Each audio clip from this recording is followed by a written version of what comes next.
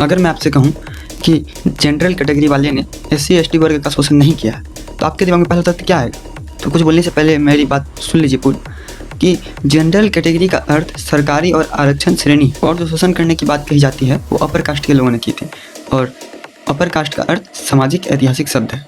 तो मैं ये नहीं बोलता हूँ कि SC/ST वर्ग का शोषण नहीं हुआ, ये मैं बोलता हूँ कि SC/ST वर्ग का शोषण हुआ और अभी भी होता है। नहीं होना चाहिए, गलत है, बिल्कुल गलत है। लेकिन इसका अर्थ ये नहीं है कि हर एक अपर कास्ट के लोग या हर एक जनरल कैटेगरी के लोग SC/ST वर्ग का शोषण किए हैं। और अगर हर एक व्यक्ति को शोषक नहीं माना जा सकता है, तो हर एक जनरल कैटेगरी वाले लोगों को उसके पूर्वजों ने जो भी शोषण किया या जो भी किया उसके जिम्मेदार ठहराना भी गलत है। आरक्षण कोई गलत चीज़ नहीं है, आरक्षण मिलना चाहिए। आरक्षण इसलिए दिया जा रहा है ताकि जो निम्न कास्ट के लोग हैं, लोअर कास्ट के लोग हैं, SC/ST वर्ग के लोग, वो शिक्षा प्राप्त कर सके और अपने आप को मजबूत महसूस कर सके।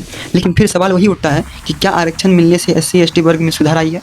तो मेरे अनुसार तो नहीं हुई, क्योंकि SC/ST वर्ग में जब आरक्षण मिला तो SC/ST वर्ग में जो थोड़े बहुत पढ़े लिखे लोग थे, जिनके पास थोड़ी बहुत पैसा थी, उन्होंने पैसे खर्च करके अपने बच्चे को तो पढ़ा दिया और वो जॉब भी ले ली, और आगे चल के फिर उन्हीं के बच्चे जॉब लेंगे। लेकिन वहीं पर जो SC/ST वर्ग में जो गरीब लोग थे, वो जो पढ़ाई लिखाई पूरा नहीं कर पाए, क्या उन्हें आरक्षण का कोई फ़ायदा मिला? मानना ये है कि जो जाति के आधार पर आरक्षण मिल रहा है वो नहीं मिले, क्योंकि उससे SC/ST वर्ग में कोई अधिक सुधार नहीं देखने को मिलती है, गरीब गरीब ही रह जा रहे हैं। तो आरक्षण जो है आर्थिक स्थिति के आधार पर मिले, ना कि जाति के आधार पर, जिससे कि समाज में जो भी गरीब लोग हैं वो थोड़ा पढ़ पाएंगे या फिर कुछ बड़ा कर पाएंगे। जाति के आधार पर आरक्षण मिलने से SC/ST वर्ग में कहाँ हुआ है?